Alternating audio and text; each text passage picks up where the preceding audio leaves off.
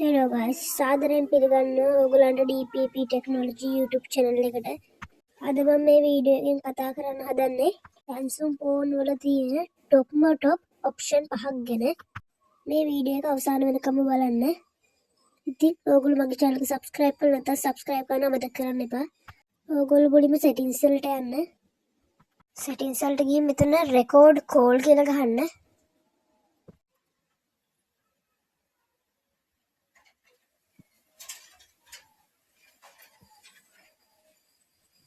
ඔයාලට පේනවා ඇති උඩම තියෙන option එක ඒක touch කරන්න.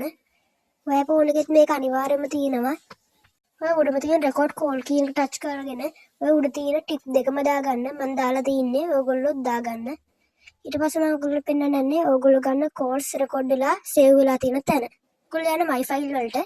my file වලට ගිහින් audio කියන එකට යන්න. මගේ තියෙන එක 3 වෙනියට.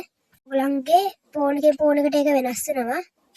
පේනවා ඇති මෙච්චර කල් මම ගත්ත record වෙච්ච call list එකම මෙතන තියෙනවා.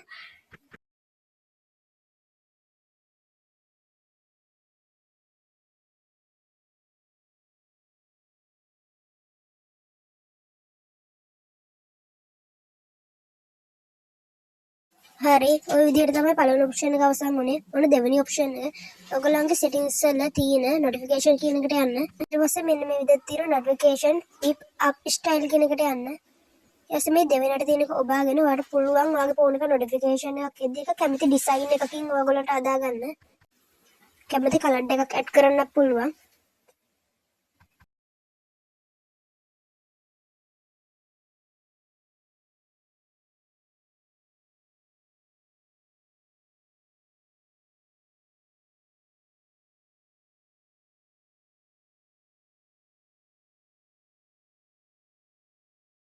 හරි දැන් තියෙන තුන්වෙනි ඔප්ෂන් එක. ඔයගොල්ලෝ මුලින්ම ඔයගොල්ලන් call settings එකට යන්න.